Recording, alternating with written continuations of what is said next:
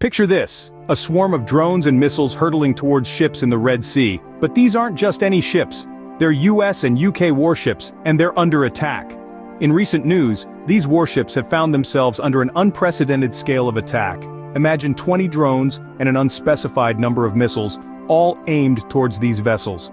Yet, despite the intensity of this assault, the forces aboard the ships stood their ground. With the precision of seasoned professionals, they repelled the onslaught, leaving no damages or casualties in its wake. An impressive feat, one might say, considering the magnitude of the threat they faced. But who's behind these attacks? It's the Houthis, a group backed by Iran, and they've been causing quite the stir. So what's the deal with these Houthis? They've been making waves, and not in a good way.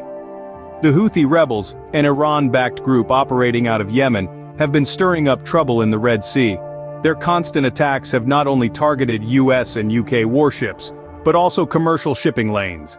It all started with a barrage of drones and missiles, a total of 21 shot down by the Allied forces. But that wasn't the end of it. The Houthis continued their assaults, launching their 26th attack since mid-November 2023. Their aggression wasn't only directed at military targets, they've also attempted to hijack cargo ships, and have been responsible for drone attacks on civilian areas. This has raised alarms about the potential impact on global trade and the world economy. And what's their reasoning? They claim to be supporting the Palestinians, adding a complex layer of political tension to an already volatile situation. But the world is not convinced. The continued assaults, despite stern warnings from the US and UK, have only served to heighten concerns about the safety of maritime traffic and disruptions to trade routes.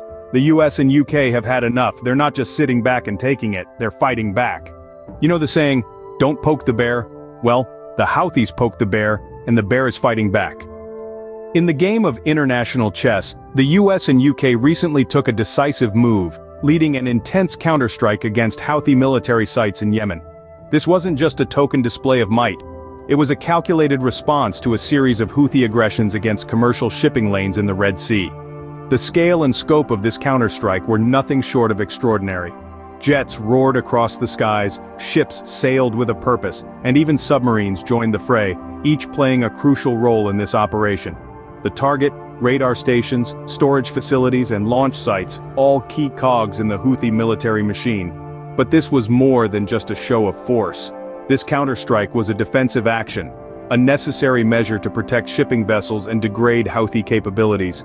In the words of President Biden, he would take further measures if necessary to protect people and international commerce. And what of the impact? Well, it's safe to say that the Houthis felt it.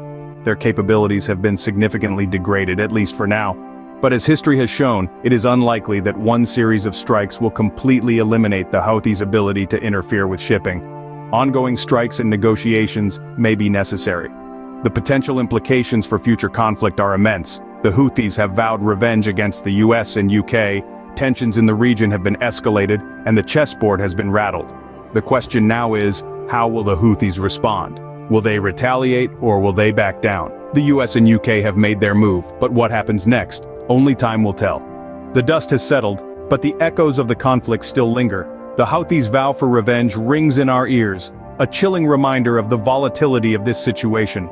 As we look ahead, the potential for ongoing strikes and negotiations looms large, a chess game played out on a global stage.